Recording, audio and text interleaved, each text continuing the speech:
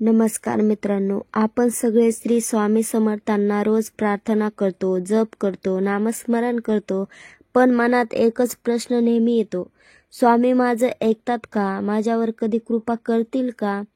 खरं तर स्वामी समर्थ नेहमी आपल्या भक्तावर कृपा करत असतात. फरक एवढाच असतो, आपण ती कृपा ओळखू शकत नाहीत.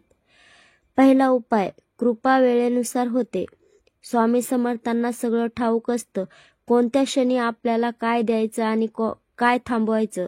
आपल्याला वाटतं मी रोज जप करतो तरी परिणाम का होत नाही, पण स्वामी म्हणतात जेव्हा वेळ योग्य येते तेव्हा कृपा झाल्यासारखी वाहते. कधी कधी उशीर म्हणजे शिक्षा नाही, ती तयारी असते. दुसरा उपाय, कृपा परीक्षेत नंतरच मिळते. स्वामी भक्तांना नेहमी परीक्षेतूनच नेतात, कारण ते पाहतात फक्त भक्त बोलतो की खरोखर श्रद्धावान आहे. संकट येतात, त्रास होतो, पण जे थांबतात ते स्वामींचे खरे भक्त ठरतात. ज्यांच्या आयुष्यात एक दिवस असा येतो जेव्हा स्वामींनी कृपा प्रचंड प्रमाणात वाहते. तिसरा उपाय, कृपा संपूर्ण समप्रमाणानंतरच येते. स्वामी म्हणतात जेव्हा तू म्हणशील मी काही नाही, सगळं तूच आहेस, तेव्हा माझं कार्य सुरू होतं.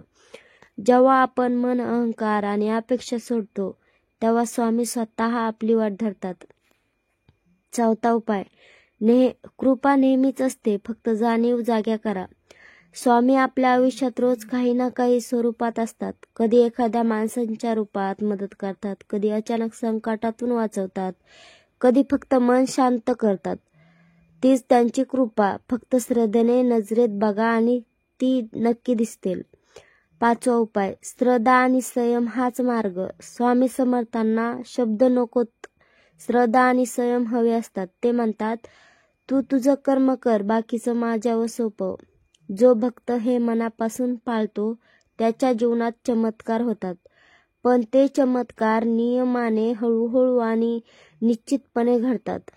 शेवटी एवढंच सांगेल, स्वामी समर्थ हे फक्त देव नाहीत, ते जिवंत उपस्थिती आहेत. ते नेहमी तुमच्या सोबत आहेत. फक्त त्यांच्या कृपेची वाट बघा आणि श्रद्धेने माना. जय जय स्वामी समर्थ.